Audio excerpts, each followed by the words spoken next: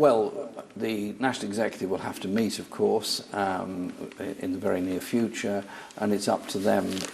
They'll make that decision, not me, but what I hope is there will be a period when we can have a good discussion within the party, and I think that's healthy and that's to be very welcome, and I hope those that were inspired by our manifesto will actually join the party and take part in that discussion. It's up to them to set a programme for when an election will take place. It'll be in the early part of next year. Because quite often leaders stand down straight away after a general election defeat like this. I mean, this is a catastrophic defeat. Many people would expect you to stand down straight away. I was elected to lead the party, and I think the responsible thing to do is not to walk away from the whole thing, and I won't do that. I will stay here until there has been somebody elected to succeed me, and then I will step down at that point. Jeremy Corbyn speaking earlier. Richard Burgon is Labour Shadow Justice Minister. Lord Blunkett, Richard, told the World at One the Labour Party are so lacking in any contrite belief that they made a mistake. I haven't heard one of them apologise to all those who lost their seats last night. As a front bench Labour member, would you like to do that now?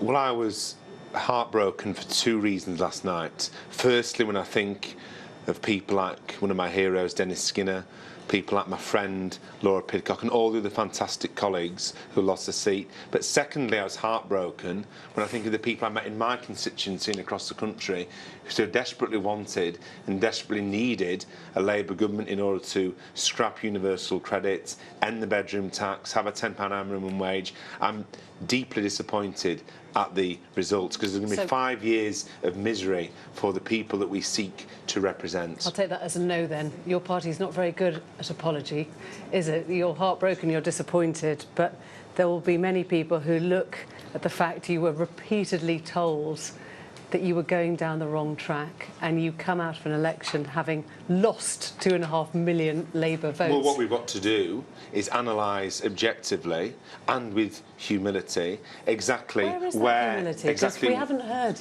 anyone say, I think this was my mistake. I think we've got to analyse exactly where we lost votes in different parts of the country, because in Scotland we lost votes to the SNP. In small... Well, let's look at all your 100 years of Labour holds but in small the Red Wall now. That's what I was coming on to. In small towns in the north that voted Leave, we lost votes to the Brexit Party and the Conservative Party. And of course in London, we lost votes to the Liberal Democrats, which let the Conservatives pip us. We need I think we're saying the same analysis. thing, Richard. You lost votes everywhere. You lost 2.5 million votes. So at that stage, who takes responsibility? Who says, I'm going to put up my hand, I really got this wrong, and I lost good people, their work and good...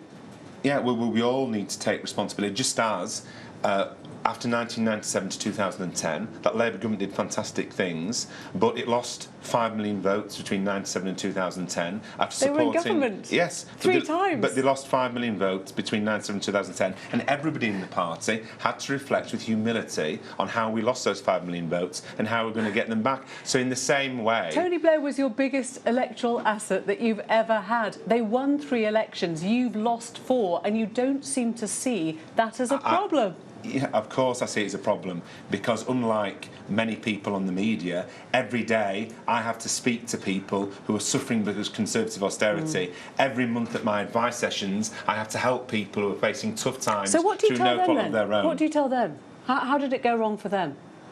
Well, it went wrong for them and they didn't get what they wanted, which was a Labour government. I think what happened with this election... But why? I'm just trying to work out, because you don't seem to think that there was... That's OK. Go on. Yes. What went wrong is it became a Brexit election. The next election won't be a Brexit election. Let's look at 2017, where we gained 3 million votes, and 2019, where we suffered a bad defeat. We had the same leader, the same shadow chancellor, the same shadow home secretary, and a very similar manifesto. One was an electoral advance, we didn't quite win. The other was a big electoral defeat. You say it was a Brexit election as if that was a big surprise. The only thing that changed... Why couldn't Labour fight a Brexit election? The only thing that changed between 2017 and 2019 was the fact that Brexit became an issue which overshadowed traditional party loyalties. But look... Well, a lot of things changed. People got to know Jeremy Corbyn better. People got to dislike the anti-Semitism within the party. People understood that all those who'd signed off Article 50 perhaps weren't standing by that anymore. But why, I repeat the question, why could Labour not fight a Brexit election? It didn't come out of the blue at you.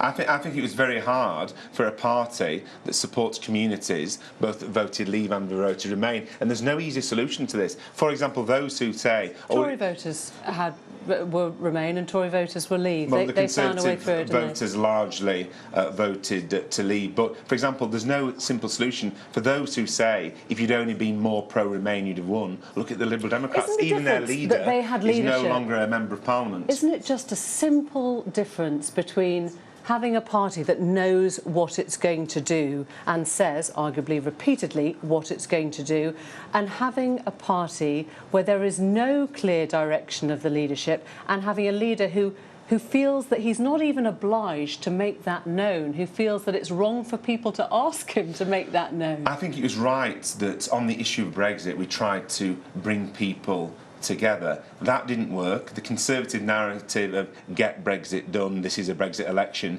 did work. So we need to analyse objectively and with humility what happened, where we lost votes and to whom in different parts of the country. But there is no future for the Labour Party in watering down our opposition to austerity. There is no future for the Labour Party in trying to triangulate our way back into power. You'll forgive me, Richard, if I say people might listen to this and hear echoes of Theresa May 2 years ago standing on the steps saying nothing has changed. You're doing that now. No, things have changed. Things have changed, and we need to analyse. I know, I've heard you have to analyse with humility and objectivity. You've said that 3 times, but at some point you have to say, as Ed Miliband did, within minutes of his defeat, I totally accept responsibility for this defeat, and we're going to get rid of the man at the helm, and we're going to start again, and we're not going to cling on to whatever that group or that cult or that inner bubble was. We're going to reach out to Labour voters and Labour MPs and Labour activists that we have completely lost. Isn't that what has to happen now? Well, I was a big admirer, and I'm a big admirer of Ed Miliband. And when I was first elected in 2015, I sent him a text saying I hoped he would stay on as leader, and so that there could be a period of reflection. Jeremy's announced he's going to be standing down early in the new year. I think it's right that we have a period of reflection. But we need to analyse the fact that the distribution of votes was clearly a disaster for Labour, but we still got more votes than we did when we won election previously. So we need to have a cold, hard-headed, objective analysis of what went wrong and why, because if we don't, if we rush to judgment, then we could get it wrong at the next election. I'm not asking you to rush to judgment. Do you want to offer an apology? Say I'm sorry? I'm deeply sorry, and the Labour Party takes full responsibility for the fact that we aren't in government, the fact that people's lives will be made worse by the Thatcherite policies of a Conservative government, Boris Johnson, the cuts he's going to push through and the cuts and privatisation. That breaks my heart, of course it does, because week in, week out, I help people at the hard end of Conservative cuts. Thank you very much, Richard Burgon. I think we're